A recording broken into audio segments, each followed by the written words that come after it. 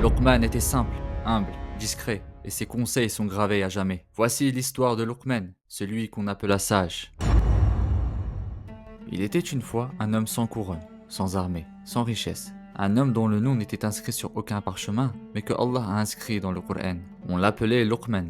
Il n'était pas prophète, il n'était pas roi, il n'était même pas libre, il était esclave. Mais dans son cœur brillait une lumière offerte par Dieu lui-même, la sagesse. Chaque matin, il portait le bois. Chaque nuit, il levait les mains vers le ciel. Il observait les fourmis et y entendait des leçons. Il levait les yeux vers les étoiles et y lisait des signes. Il n'avait ni maître, ni professeur, mais Allah l'avait instruit. Il parlait peu, mais quand il parlait, le monde s'asseyait pour l'écouter.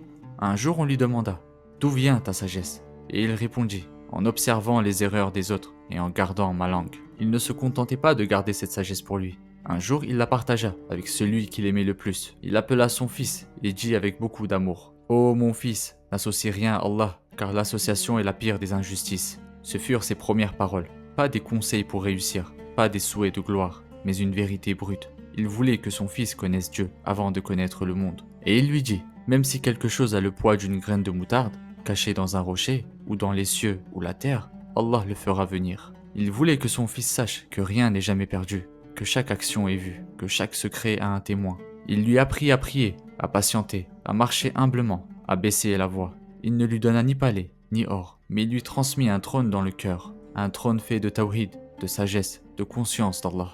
Et toi, qu'as-tu dit à ton fils aujourd'hui? Qu'as-tu transmis à ta fille cette semaine? Les paroles de Luqman n'étaient que les paroles d'un père, mais Allah les a rendues éternelles.